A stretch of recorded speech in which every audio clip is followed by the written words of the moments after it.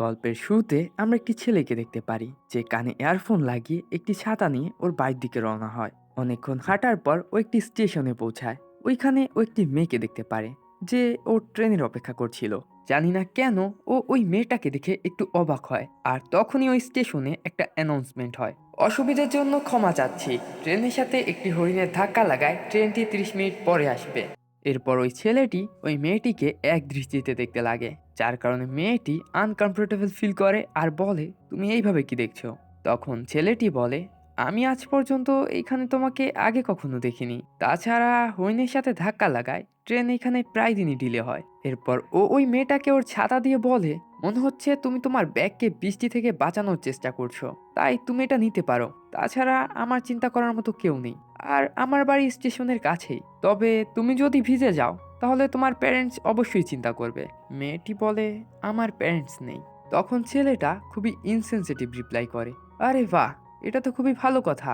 এটা শুনে ওই মেয়েটা অবাক হয়ে যায় আর ওর কাছ থেকে ছাতাটা নিয়ে নেয়। এরই সাথে ও ওর নাম্বারও নিয়ে নেয় যেন ও ওকে ছাতাটা ফিরিয়ে দিতে পারে। এখন কন্ট্যাক্ট নাম্বার এক্সচেঞ্জ করার সময় আমরা ওদের নাম জানতে পারি। ছেলেটার নাম হচ্ছে কাউরু আর মেয়েটার নাম হচ্ছে আঞ্জু। পরের দিন আমরা কাউরুকে ওর ঘর থেকে বের হতে দেখি। প্রতিদিনের মতো ও ট্রেনে করে স্কুলে যাচ্ছিল।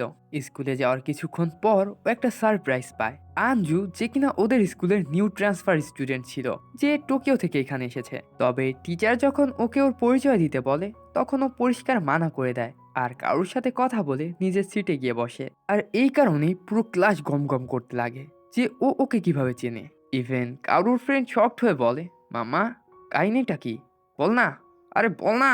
এরপর ক্লাস শেষ হয়ে গেলে ব্রেক টাইমে কিছু মেয়েরা আঞ্জুর সাথে ফ্রেন্ডশিপ করতে আসে, তবে আঞ্জু ওদের সাথে কথাই বলে না। এরপর কিছু ছেলেরাও আসে, তবে ওরাও পাত্তা পায় না।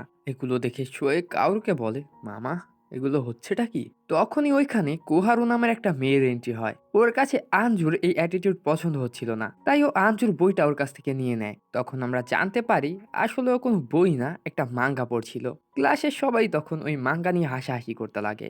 এরপর কোহারু ইচ্ছে করে ওই মাঙ্গাটাকে নিচে ফেলে দেয়, যার কারণে আঞ্জু তো রেগে যায় আর ওর মুখের উপর একটা পাঞ্চ মারে, যার কারণে ওর নাক থেকে রক্ত বের হতে শুরু করে। ফলে পুরো ক্লাসে হইচই পড়ে যায়। ইভেন আমাদের কাউরুও শকড হয়ে যায়। পরের সিনে আমরা কারুর ছোট বোন কেরিনকে দেখতে পারি। একটি দুর্ঘটনায় ছোটবেলায় কেরিন মারা যায়, তাই কাউরু ওইখানে বসে ওর জন্য প্রার্থনা করছিল।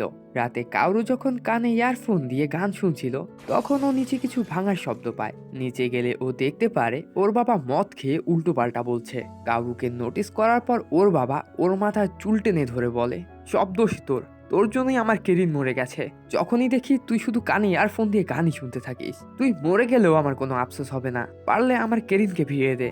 এগুলো শুনে কাউরু বাড়ি থেকে বেরিয়ে দৌড়তে শুরু করে আর থামে না। অবশেষে ও একটি রেল লাইনে এসে থামে। জানি না কেন ও সামনের রেল লাইনের টানেলের ভিতর যেতে লাগে। তখনই পিছন থেকে একটা ট্রেন চলে আসে, তাই ও কিছু না ভেবেই নিচে লাফ দেয়। এরপর ও আবারও চলতে শুরু করে। চলতে চলতে ওর পা আরেকটি মিস্টিরিয়াস টানেলের সামনে এসে থামে। কিউরিসিটির জন্য যখনই ও টানেলে প্রবেশ করে ওইখানে সৌন্দর্যে ও মনোমুগ্ধ হয়ে যায়। এরপর ও আস্তে আস্তে সামনের দিকে এগোতে লাগে। হঠাৎই ওর প্রচন্ড শীত করতে লাগে। তখনই ও সামনে কিছু একটা দেখতে পারে, তাই ও ওইটার কাছে গেলে যা দেখতে পারে সেটা দেখে ওর চোখ কপালে উঠে যায়, কারণ ওর সামনে ওরই বোনের একটি জুতা ছিল।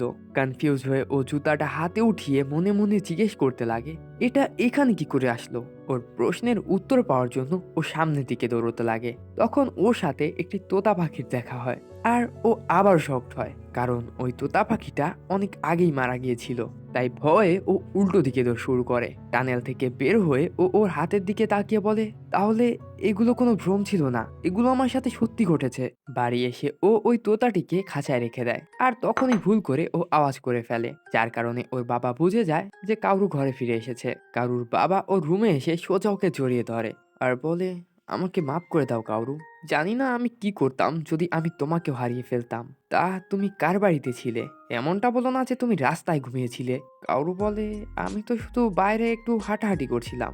এটা শুনে ওর বাবা নিরাশ হয়ে যায় আর বলে, ঠিক আছে, তুমি যেহেতু বলতে চাচ্ছ না, তবে আবারও যদি তুমি 1 সপ্তাহের জন্য গায়েব হয়ে যাও তাহলে আমি কিন্তু তোমাকে মাফ করব না। এটা শুনে কাউরু অবাক হয়ে যায়, তাই ও তারিখ দেখার জন্য ফোন দেখে। আনফর্চুনেটলি ওর ফোনে চার্জ ছিল না, তাই ও চার্জে দিয়ে দেখে সত্যি 1 সপ্তাহ পার হয়ে গেছে। আর শোয়ে এবং আঞ্জু ওকে মেসেজ পাঠিয়ে পাঠিয়ে ভরে ফেলেছে। পরের দিন স্কুলে গেলে শোয়ে ওকে বলে, কিরে মামা, তুই তো বেঁচে আছিস, তাহলে মেসেজের রিপ্লাই দিসনি কেন? তখনই ওইখানে আঞ্জু আসে আর বলে, ও তাহলে তুমি বেঁচে আছো, ঠিক আছে, আমি কাল তোমার ছাতা নিয়ে আসবো। স্কুল ছুটি হলে কাউরুকে আমরা আবার ওই টানেলের দিকে যেতে দেখি। ও ভয় পাচ্ছিল, কিন্তু তারপরও ওই টানেলের ভিতরে যায়। ভিতরে গিয়ে বলে, এটা কোনো স্বপ্ন না, সত্যি এটা ওরাশিমা টানেল, তার মানে আমি কারেন্টকে ফিরিয়ে আনতে পারবো। তখনই ওইখানে আঞ্জু চলে আসে আর কাউরুকে ওই জায়গার ব্যাপারে জিজ্ঞেস করতে লাগে। ঘাবড়ে গিয়ে কাউরু আঞ্জুর হাত ধরে দৌড়ে ওই টানেল থেকে বাইরে নিয়ে আসে। বাইরে কয়েক সেকেন্ডের মধ্যেই দুপুর থেকে প্রায় মাঝরাত হয়ে এসেছে। এরপর কাউরু আঞ্জুকে সবকিছু বলে যে এটা উরোশিমা টানেল আর এটার ভিতরের সময় বাইরে থেকে অনেকটাই আলাদা। যদি কেউ এই টানেলে শেষ পর্যন্ত পৌঁছতে পারে তাহলে সে তার যে কোনো ইচ্ছে পূরণ করতে পারবে, তবে এর বিনিময়ে তার জীবনের 100 বছর কিংবা তারও বেশি হারাতে হবে। তখন আঞ্জু বলে, তুমি যার জন্য গিয়েছো সেটা কি পেয়েছো? কাউরু বলে, এখনো পাইনি, তবে পেয়ে যাব। এটা শুনে আঞ্জু খুশি হয় আর কাউরুর সাথে একটা ডিল করে। আঞ্জু বলে, তুমি কি আমার সাথে কাজ করবে? এটা শুনে কাউরু একটু অবাক হয়। আঞ্জু বলে, এমন কিছু রয়েছে যেটা আমি চাই আর এমন কিছু রয়েছে যেটা তুমিও চাও, তাহলে চলো দুজন একসাথে মিলে টানেলের মধ্যে যাই। তখন কাউরুও রাজি হয়ে যায়। এরপর সিন চেঞ্জ হয় আর আমরা পরের দিন ওদের দুজনকে আবারও দেখা করতে দেখি। আঞ্জু বলে, আজ থেকে আমাদের জয়েন অপারেশন শুরু হবে। আমরা দুজন স্কুলের পর রেল রোড ক্রসিং এ দেখা করব। আর মনে রেখো, এই টানেলের ব্যাপারে আমরা কাউকে বলবো না, এটা আমাদের দুজনের মধ্যে সিক্রেট থাকবে। এরপর কাউরু বলে, তো আমাদের প্ল্যান কি? আঞ্জু বলে, সর্বপ্রথমে আমরা বাইরের এবং ভিতরের টাইম ডিফারেন্স জানবো। এরপর ওরা দুজন ফোনে কথা বলতে শুরু করে। আঞ্জু কাউরুকে বলে, তুমি টানেলের মধ্যে আমার সাথে ফোনে কথা বলতে থাকবে। যদি ফোন কেটে যায় বা কথা না শোনা যায় তাহলে বুঝবে তুমি ওইখানে পৌঁছে গেছো যেখান থেকে সময় আলাদা চলে। এই সুযোগে কাউরু আঞ্জুকে জিজ্ঞেস করে, তুমি কি তোমার আগের স্কুলেও কারোর সাথে লড়াই করেছো? আঞ্জু বলে, না, কুহারুই প্রথম যার পুরো হাত তুলেছে। কাউরু বলে, তাহলে তুমি ওকে এখনো সরি কেন বলনি? আঞ্জু বলে, লড়াই ও আগে শুরু করেছিল, তাই সরি আগে ও বলবে। তখনই ওদের এই কনভারসেশনের মাঝখানে কল কেটে যায়। কাউরু তখন ইমিডিয়েটলি পিছনে ঘুরে আর দৌড়ে ওই টানেল থেকে বেরিয়ে আসে। বাইরে আসতেই আঞ্জু বলে, 65 মিনিট পার হয়ে গেছে। কাউরু বলে, যখনই আমি লাল ম্যাপেল ট্রি পার করেছি তখনই কল ডিসকানেক্ট হয়ে গেছে। আঞ্জু বলে, যেমনটা আমি ভেবেছিলাম, চলো এভাবেই ইনভেস্টিগেশন চালিয়ে যাই। পরের দিন আবারও স্কুলের পর ওরা দুজন রেল লাইন ক্রসিং এ দেখা করে। আজকে ওরা জানতে পারে টানেলের মধ্যে 3 সেকেন্ডে বাইরে কেটে যায় 2 ঘন্টা আর 30 সেকেন্ডে 20 ঘন্টা, মানে 1 ঘন্টায় 100 দিন আর 1 দিনে 6.5 বছর। পরের দিন ওরা এটা জানার চেষ্টা করে যে টানেলের মধ্যে মেসেজ কাজ করে কিনা, কিন্তু এতেও টাইম ডিফারেন্স বেরিয়ে আসে। এর পরের দিন ওরা দুজন বাইরে থেকে ভিতরে যাওয়ার অন্য কোনো একটা রাস্তা খুঁজতে থাকে। রাস্তা তো পায় না, কিন্তু অন্য কিছু পেয়ে যায়। যাই হোক, পরের দিন স্কুলে শুয়ে কাউকে জিজ্ঞেস করে, মামা, আজকাল তোরা দুজন দেখছি একটু বেশি মেলামেশা করছিস, কাহিনীটা কি? তোরা ডেট করছিস না তো? এরই মাঝে আমরা কোহারু আর আঞ্জুকে একে অপরকে সরি বলতে দেখি। এর পরের এক্সপেরিমেন্টে ওরা দুজন টানেলের মধ্যে টেক্সট মেসেজের মাধ্যমে ম্যাপেল টিরির এই পার আর ওই পারের টাইম ডিফারেন্স জানার চেষ্টা করে। কারো সামনে যেতেই আঞ্জু মেসেজ পাঠিয়ে দেয়, কিন্তু কারো যখন পিছনে ঘুরে তাকায় ও শকড হয়ে যায়, কারণ আঞ্জু এইখানে ওইখানে টেলিপোর্ট করছিল। অবশেষে ও ডিপ্রেস হয়ে এক জায়গায় বসে পড়ে। কারো শক থেকে বেরিয়ে দৌড়ে ম্যাপেল ট্রি ক্রস করে বেরিয়ে আসে আর আঞ্জুকে বলে, আই এম সরি, আমি দেরি করে ফেলেছি, তুমি ঠিক আছো? আঞ্জু বলে, তোমার কোনো দোষ নেই, 7 ঘন্টা পার হয়ে গেছে, মেসেজের কি হয়েছে? কারো চেক করলে দেখতে পারে কোনো মেসেজই আসেনি, তাই ওরা আজকে রিসার্চ এখানেই শেষ করে। পরের দিন ওরা দুজন রিসার্চ করতে না বেরিয়ে ঘুরতে বের হয়। ওরা দুজন একটা অ্যাকুরিয়ামের মধ্যে যায় আর ওইখানে বিভিন্ন ধরনের কথা বলে। আঞ্জু বলে, আমি তোমাকে কখনো হাসতে দেখিনি। কারু বলে, এটা কে বলছে যে কখনো হাসি না? তখন আঞ্জু সিরিয়াস হয়ে বলে, তুমি যখন ওই ট্রিটা ক্রস করছিলে তখন আমি ভয় পেয়ে গিয়েছিলাম যে ওই টানেলের সাথে এই দুনিয়ার সম্পর্ক না বিচ্ছিন্ন হয়ে যায়, তাহলে আমি আর শত চেষ্টা করলেও তোমার কাছে পৌঁছতে পারবো না। তাই আমি চাই আমরা এইভাবেই কথা বলতে থাকি, কারণ এই জয়েন অপারেশনে আমরা দুজন পার্টনার। কারু তখন আঞ্জুকে কুইট করতে বলে, কিন্তু আঞ্জুও জিদ করছিল, কারণ ও মনে করছিল পরের বার ওর ইচ্ছে পূরণই হয়ে যাবে। কারু বলে, ও আগেও একবার এই অ্যাকুরিয়ামে এসেছে ওর মা বাবা আর ছোট বোন ক্যারিনির সাথে। আঞ্জু এটা শুনে অবাক হয় যে ওর একটা বোনও আছে। কাউরু বলে, ও গাছ থেকে পড়ে মারা যায়, ও সব সময় অন্যের ভালো চাইতো। একদিন আমাদের মাঝে লড়াই হয়, তাই আমি ঘর থেকে বেরিয়ে যাই। যখন আমি বাড়িতে ফিরি তখন আমি জানতে পারি ও গাছ থেকে পড়ে মারা গিয়েছে। ও আমার জন্য একটা বিটেল ধরতে চেয়েছিল, আর তখন এই ঘটনা ঘটে। এরপর আমার মা বাড়ি ছেড়ে চলে যায় আর আমার বাবা মদ খেয়ে পড়ে থাকে।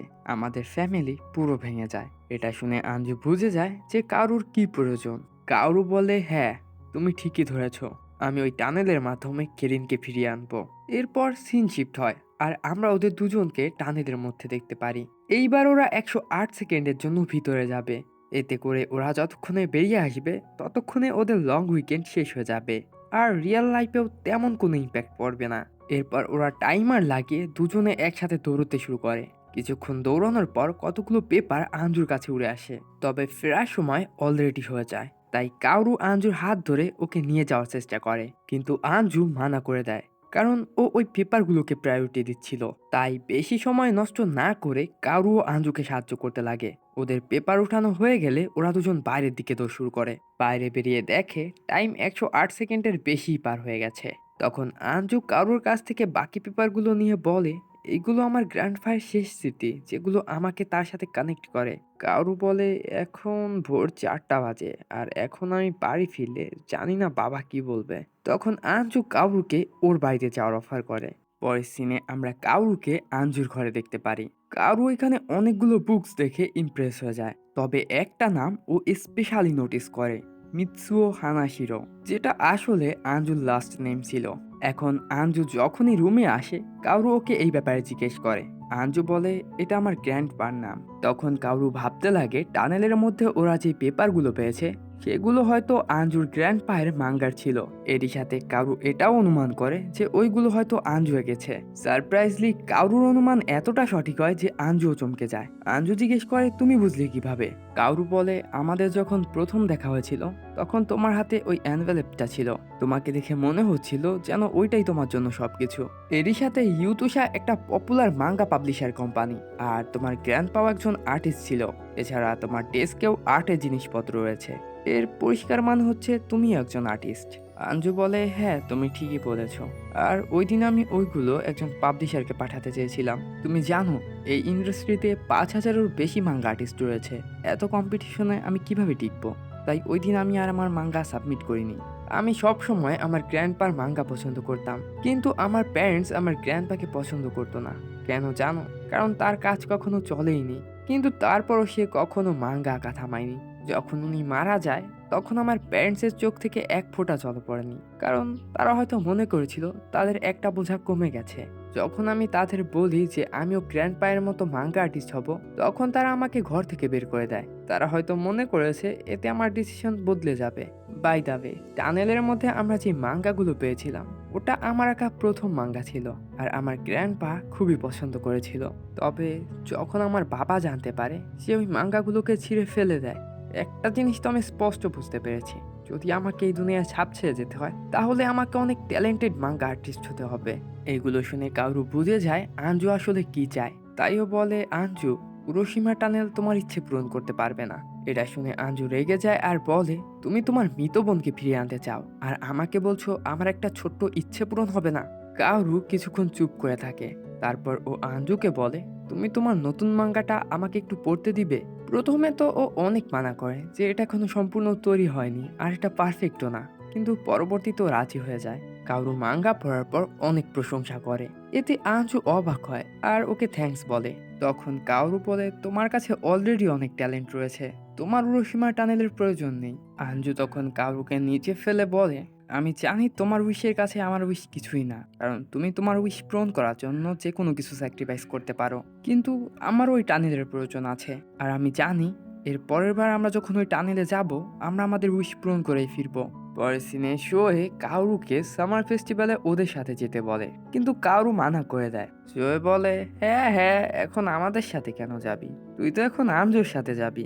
আর সত্যি সত্যি আমরা কাউরু এবং আঞ্জুকে ওই ফেস্টিভ্যালে দেখি। ওরা দুজন একসাথে খাবার খায়, ঘোরে এবং এনজয় করে। এরপর ওরা দুজন একটি সিক্রেট জায়গায় গিয়ে একসাথে ফায়ারওয়ার্কস দেখে। ওরা এটা বলা বলি করছিল যখন ও টানেল থেকে বেরিয়ে আসবে তখন কয়েকশো বছর পার হয়ে যাবে। আঞ্জু তখন কাউরুকে ওদের টানেলে যাওয়ার ডেট জিজ্ঞেস করে।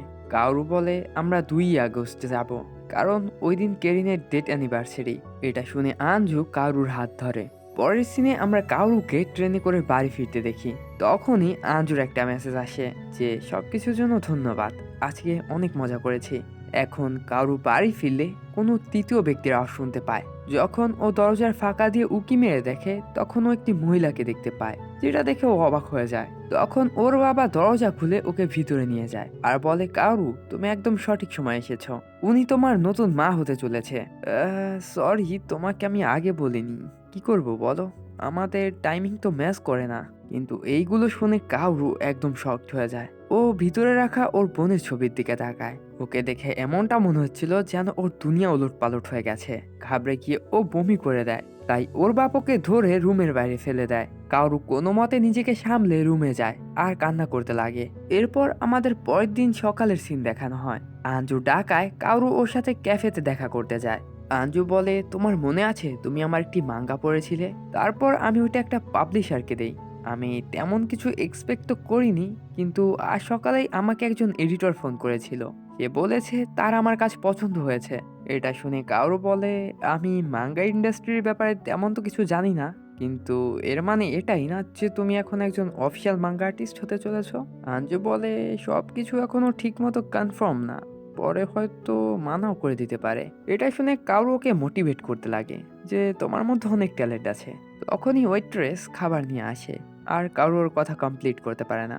আঞ্জু বলে, যাই হোক এইগুলো বাদ দাও, কালকে আমরা দুজন একসাথে টানেলে যাব।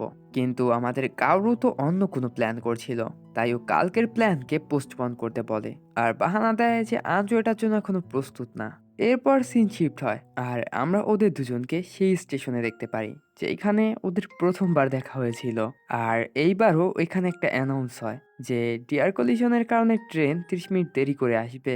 তখন কাউরু ওইখান থেকে একটা সানফ্লাওয়ার এনে সেম ওই দিনের একটা করতে লাগে। শুধু পার্থক্য এইটুকু, এইবার ওর হাতে ছাতার জায়গায় সানফ্লাওয়ার ছিল। আঞ্জু ওর অ্যাক্ট দেখে প্রথমে তো কনফিউজ হয়ে যায়, কিন্তু যখন ও বুঝতে পারে তখন ও ওর সাথে অ্যাক্ট করতে লাগে। আর ওই দিনটাকে রিপিট করার পর ওরা দুজন একসাথে জোরে জোরে হাসতে থাকে। আঞ্জু বলে, তোমাকে হাসলে অনেক ভালো লাগে, এভাবেই হাসতে থেকো। এর সাথে ও এটাও বলে যে তোমার ছাতা এখনো ফেরত দেওয়া হয়নি। কাউরু বলে, দরকার নেই, এমনিও ওটা সস্তা একটা ছাতা ছিল।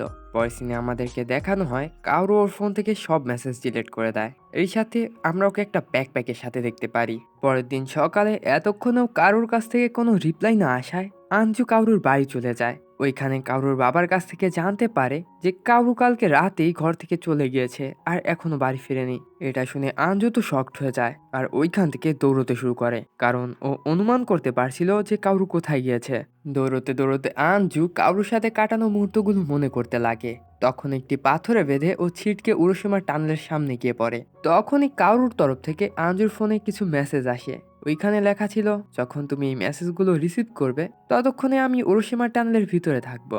হয়তো তুমি এর জন্য রাগ করবে বা অভিমান, কিংবা দুটো হতে পারে, কিন্তু তোমার উরুশিমা টানেলের মধ্যে যাওয়ার কোনো প্রয়োজন নেই। আমরা দেখতে পারি কাউরুর সব মেসেজ পাঠানো হয়ে গেলে ও ফোনটা ফেলে দেয়।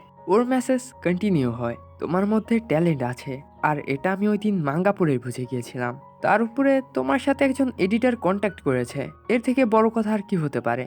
আসলে উরুশিমা টানেল কোনো ইচ্ছে পূরণ করে না, এটা তো তোমার হারিয়ে যাওয়া জিনিস ফিরিয়ে দেয়। তাই তুমি যদি আমার সাথে যেতে তাহলে তুমি কিছুই পেতে না। আমাকে মাফ করে দিও এভাবে চলে যাওয়ার জন্য, কিন্তু আমি চাই 1000 বছর পর যখন আমি ফিরে আসব তখন যেন আমি তোমার মাঙ্গা পড়তে পারি। তোমাকে আমি কখনোই ভুলতে পারবো না। তাই যাওয়ার আগে গুড বাই। ওর এই মেসেজগুলো পড়ে আঞ্জু কান্না করতে লাগে, এমনকি ওর সাথে আকাশও কান্না করতে লাগে। বৃষ্টি নামতে শুরু করে। আঞ্জু বলে, কাপুরুষ তুমি, আমি তোমাকে ঘৃণা করি, তুমি শুধু নিজেরটাই দেখলে। এভাবে না বলে চলে গিয়ে নিজেকে কুল মনে করছো। তুমি জানো আমি কি অনুভব করি? সত্যি বলতে আমি শুধু সবসময় তোমার সাথে থাকতে চাই, আর তার জন্য আমি পুরো দুনিয়া ছাড়তে রাজি। এইদিকে আমাদের দেখানো হয় কাউরু টানেলের মধ্যে 14.5 ঘন্টা পার করে ফেলেছে, মানে বাইরের দুনিয়ায় পুরো 4 বছর কেটে গেছে। স্পষ্ট দেখা যাচ্ছিল এত হাঁটার কারণে ও ক্লান্ত হয়ে গেছে। অবশেষে ও কেরিনের নাম নিয়ে নিচে পড়ে যায়। তখনই ও সামনের দিকে একটা আলো দেখতে পারে, তাই ও উঠে আবার দৌড়তে শুরু করে। ওইখানে পৌঁছালে দেখতে পারে এটা তো একটা স্লাইডিং ডোর। ওইটা খুললেই চারিদিকে অন্ধকার হয়ে যায়। এরপর চোখ খুললে ও নিজেকে একটি রুমের মধ্যে পায়। তখনই ওই রুমের দরজা খুলে কেরিন আসে। কিরিন বলে, খুবই ভালো যে তুমি এত তাড়াতাড়ি উঠে গেছো। আমরা দেখতে পারি কাউরুও বয়সে ছোট হয়ে গেছে। এমনটা মনে হচ্ছিল যেন এগুলো রিয়েল না, ওর স্মৃতি। তবে এগুলোর মনে নেই। ওর বোন ওর জন্য বানানা জুস আনে আর বলে আজকে ডিনার আমি তৈরি করব। কারো জিজ্ঞেস করে কি রান্না করবে। ওর বোন বলে আমি ইনস্ট্যান্ট নুডলস আর মাইক্রোওয়েভে রাইস বল তৈরি করব। এটা শুনে কারো হাসতে লাগে, কারণ টেকনিক্যালি এটাকে কি খাবার রান্না করা বলে নাকি। কিন্তু তখনই ওর নজর সামনের মিররে গিয়ে পড়ে, যেখানে ও নিজের প্রেজেন্ট সেলফকে দেখতে পারে। এতে ওর সবকিছু মনে পড়ে যায় আর ও আবারও বড় হয়ে যায়। এরপর আর একটা টুইস্ট আসে। ও যেই ফোনটা টানেলের মধ্যে ফেলে দিয়েছিল ওই ফোনটাও টেবিলের উপরে দেখতে পারে, যেটার মধ্যে অনেকগুলো মেসেজ আসছিল। যখন কারো ফোন তুলে চেক করে ও দেখতে পারে সব মেসেজগুলো আঞ্জুর, যেগুলো ও ডিলিট করে দিয়েছিল। কারো বুঝে যায় ওরোশিমা টানেল ওর হারিয়ে যাওয়া জিনিসগুলো ফিরিয়ে দিচ্ছে। তবে অবাক করা বিষয় তখন ঘটে যখন আঞ্জুর নতুন মেসেজগুলো ওর ফোনের মধ্যে আসতে লাগে, যেটা এই টানেলের মধ্যে সম্ভবই না। এত বছরে আঞ্জু ওকে অনেক মেসেজ পাঠিয়েছে, যেখানে ও লিখেছে ও এখন গ্রাজুয়েট হয়ে গেছে, ও ওর মাঙ্গার জন্য অ্যাওয়ার্ডও পেয়েছে, ও একের পর এক নতুন সিরিজের জন্য কাজ করছে। ও আরও লিখেছে কারুর ছাতায় এখন জং পড়ে গেছে। এগুলো দেখে কারু ডিপ্রেস হয়ে যায়। তখনই ওইখানে ক্যারিন আসে। ও দেখে ওর ভাইয়ের ফোনে মেসেজ আসতেছে, কিন্তু সে রিপ্লাই করছে না। তাই ও মনে করে যে ও ওর ফ্রেন্ডের সাথে ঝগড়া করেছে। তাই ও ওর ভাইকে বুঝাতে লাগে যে ফ্রেন্ডদের সাথে ঝামেলা করতে নেই, এমনিতেও তোমার ফ্রেন্ড অনেক কম। কারু বলে আমার তাতে কিছু যায় আসে না, আমার কাছে তুমি আছো। ক্যারিন বলে আমি তো আছি, আমি খুবই খুশি যে তুমি আমাকে এত ভালোবাসো, কিন্তু আমি চাই তুমি আমাকে বাদে অন্য কোনো মেয়েকেও ভালোবাসো, যেন আমরা তিনজন মিলে আরো হাসি খুশি থাকতে পারি। এগুলো শুনে আমাদের কারুর সব বিভ্রান্তি চলে যায় আর ও ঠিক করে ফেলে যে ওর কি করা উচিত। তখনই ওর ফোনে আঞ্জুর একটা মেসেজ আসে। ওইখানে লেখা ছিল তুমি যেই দিন থেকে চলে গিয়েছো আমি সেই দিন থেকে তোমার অপেক্ষা করছি। এরপর কারু কেরিনকে বলে আমি তোমার সাথে এখানেই থাকতে চাই কেরিন, কিন্তু আপাতত একটি মেয়ে রয়েছে যার সাথে আমার দেখা করতে হবে। তখন কেরিন ওকে উৎসাহ দেয়। এরপর কারু দরজা খুলে ওইখান থেকে চলে যায়। এইদিকে আমরা আঞ্জুকে দেখতে পারি, ও এখন অনেক বড় হয়ে গেছে। ও ওর ফোনে কারুর লাস্ট মেসেজ দেখছিল আর বলছিল তুমি কি আর কখনোই ফিরে আসবে না। অন্যদিকে কারু দৌড়াচ্ছিল আর জোরে জোরে আঞ্জুর নাম নিচ্ছিল। দৌড়তে দৌড়তে ও আঞ্জুর সাথে কাটানো প্রত্যেকটা মুহূর্ত মনে করতে লাগে, যেমনটা আঞ্জু করেছিল। টানেলের বাইরে সময় খুবই দ্রুত কাটছিল। এইদিকে কারু ওর ফোনে একটা মেসেজ টাইপ করে আর করতে গিয়ে নিচে পড়ে অজ্ঞান হয়ে যায়। এরপর সিন শিফট হয় আর আঞ্জুর কাছে একটা মেসেজ আসে। এরপর আমরা ওকে একটি ক্যাফেতে দেখতে পারি। ওইখানে ওর কলিগ ওকে বলে তুমি যবে থেকে মাঙ্গা ইন্ডাস্ট্রিতে এসেছো তবে থেকে কাজই করছো, এখন তোমার একটা ব্রেক নেওয়া উচিত। আর তোমাকে দেখেছি এই ছাতাটা সবসময় সাথে রাখতে, এটা কি কোনো লাকি চ্যাম্প? কিন্তু আঞ্জু কোনো কথাই বলে না। ওর কলিগ বলে ঠিক আছে, তুমি আপাতত রেস্ট করো, বাকি কাজ আমি দেখে নেব। পরের সিনে আমরা দেখতে পারি আঞ্জু ট্রেনের অপেক্ষা করছিল আর প্রতিবারের মতো এইবারও ডিয়ার কলিশনের অ্যানাউন্সমেন্ট হয়। তখনই আঞ্জু কারুর নাম নিয়ে জোরে জোরে কান্না করতে লাগে। ও কারুর নাম নিয়ে কিছু একটা বলতে যাচ্ছিল, কিন্তু কান্নার কারণে ওর মুখ থেকে ঠিকমতো শব্দও বের হচ্ছিল না। তখনই ওর ফোনে আরও একটি মেসেজ আসে। চেক করলেও দেখতে পারে এটা আর কারো না, কারুর মেসেজ। ওইখানে লেখা ছিল আই লাভ ইউ। এটা দেখেই ও দৌড়তে শুরু করে রেলওয়ে ট্র্যাকের উপর দিয়ে জঙ্গলের ওই পারে, আর ফাইনালি পৌঁছে যায় ওরোশিমা টানেলের সামনে। এরপর সিন চেঞ্জ হয়। কাবরু ওর চোখ খোলে আর সামনে আঞ্জুকে দেখতে পায়। আঞ্জু বলে পুরো 8 বছর পার হয়ে গেছে। এগুলো শুনে কারু বলে তুমি এখানে কি করছো? আঞ্জু বলে তুমি অনেকটা দেরি করছিলে, তাই আমি তোমাকে নিতে আসলাম। এরপর ওরা দুজন কিস করে আর ওই কিসটা পুরো 10 সেকেন্ড চলে, মানে পুরো 6.5 ঘন্টা। এরপর ওরা দুজন একসাথে টানেল থেকে বের হয় আর ততক্ষণে তো আরো 5 বছর কেটে যায়। কারুর জন্য 13 বছর আর আঞ্জুর জন্য 5 বছর। এত সময় এজন্য লাগে কারণ কাউরুকে খুঁজতে আঞ্জুকে অনেক ভিতরে যেতে হয়েছিল। কাউরু বলে অনেক কিছু হয়তো বদলে গেছে। আঞ্জু বলে কমসে কম 1000 বছর তো আর পার হয়নি। তখন কাউরু বলতে লাগে কিভাবে টানেলের মধ্যে ওর নতুন মেসেজগুলো রিসিভ হচ্ছিল, যেটা সম্ভবই না। আঞ্জু তখন হেসে বলে মনে হয় এই মেসেজগুলো রিসিভ হয়নি, টানেল তোমাকে ফিরিয়ে দিয়েছে। টানেলের অ্যাকর্ডিং হয়তো তুমি আমাকেও হারিয়ে ফেলেছিলে। তখনই হঠাৎ বৃষ্টি নামতে শুরু করে। কারু দেখে আঞ্জুর হাতে ওর সেই ছাতাটি রয়েছে, তাই ওরা ওই ছাতাটি ব্যবহার করে। কত সুন্দর একটা স্টোরি, তাই না? একটা ছাতা ফেরত দিতে 13 বছর কেটে গেছে।